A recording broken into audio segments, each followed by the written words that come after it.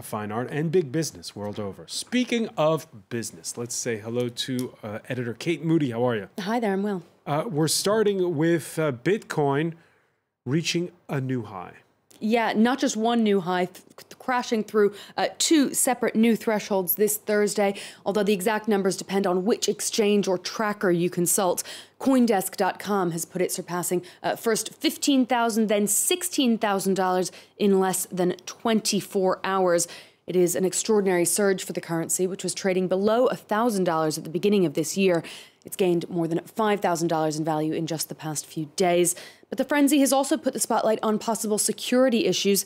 NiceHash, a company that mines bitcoins on behalf of customers, said it was looking into a breach that could have seen up to $70 million worth of bitcoin stolen. Now, for more, we can cross to Craig Erlam, senior markets analyst at Oanda in London. Craig, what exactly is prompting this meteoric rise in the last few weeks and indeed days? Well, I think there's two factors. One is that the fundamentals have improved for Bitcoin over the course of this year. More recently, the launching of futures contracts on Bitcoin onto exchanges, CME and CBOE, provides more liquidity. It provides access to Bitcoin for a much larger pool of traders, and I think that's been largely responsible for the move.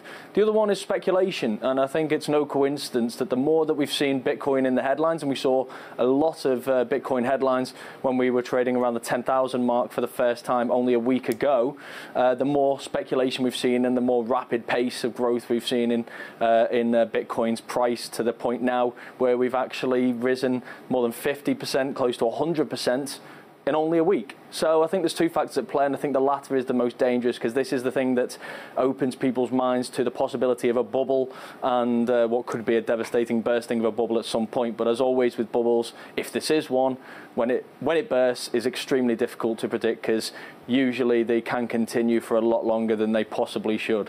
Well, a lot of people are indeed expecting that bubble you were mentioning sometime soon, perhaps. Do you think it's too late for investors to buy Bitcoin now? It's extremely difficult to say, because this has been going wild now for the past few months. Of course, it's been going wild for this year. We've got to remember, on January the 1st, when the markets opened, it was trading below $1,000. So just to put into perspective just what kind of incredible growth we've seen in Bitcoin. But if we look over the course of the last week, we've, like I say, grown another 50 to 100%. So in terms of trying to pick a high, whether it's too late, it's very difficult to say. I think back in May, when we were trading, say, around $5,000, people were asking the same questions, and I'm sure there was plenty of people that said, no, this is not the right time to get in, it's already overinflated. Well, it's gone up 3 or 4 times since then. So again, it's very difficult to predict. It really wouldn't surprise me if Bitcoin hit 20,000, 30,000, even 50,000 at some point. Like I say, it's very difficult to pick a top when you are talking about bubble territory, again, if this is one. So risk, but also still some opportunity perhaps there for Bitcoin. But also, as evidenced by this hack, which has been announced earlier this Thursday, there's also still a major security risk. Huge security risks. I think Bitcoin wallets are a main target for hackers. It's a very lucrative operation, and I think what we're seeing from the number of wallets over the years that have been hacked and the latest reports that we've seen today is that the security in some of these isn't up to scratch, and people leave themselves extremely vulnerable to these hacks. And the issue that you've therefore got here is that once these wallets have been hacked, there's no going back. You can't unwind these thefts, as it were. That you're not protected by any form of regulator. So things like the Financial Services Compensation Scheme doesn't apply to a Bitcoin wallet. So that's where you've got to take on the risk as well as some potential hefty reward. Now, it's still certainly an alternative currency, but it is, of course, getting harder and harder for mainstream banks and traders to dismiss. Do you think this is a pivotal moment for the Bitcoin naysayers?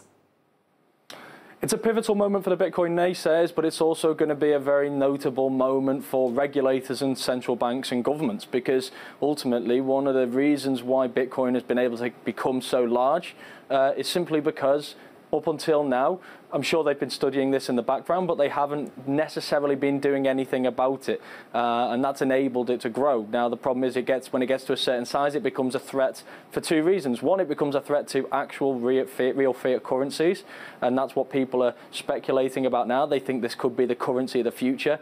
The other thing, the reason it could become a threat is because of financial stability concerns.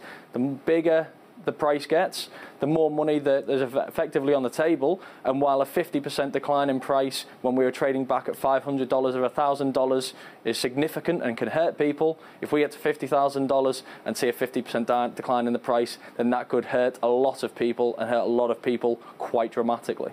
All right, Craig Erlam, much more to say on that. We'll have to leave it here, but we'll come back to speak to you another time as Bitcoin continues moving.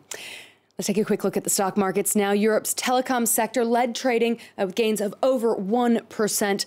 London's FTSE 100 dropped by about 1/3 of 1%, with the Frankfurt DAX rising about as much. The CAC 40 slightly less here in Paris. Wall Street's trending upwards, the Dow Jones jumping 100 points, the Nasdaq up about 2/3 of 1%. Tax reform still in the spotlight as U.S. lawmakers try to come up with a final version of that long-awaited bill in Washington. Another thing to keep an eye on, Francois. All right, many thanks for that, Kate Moody.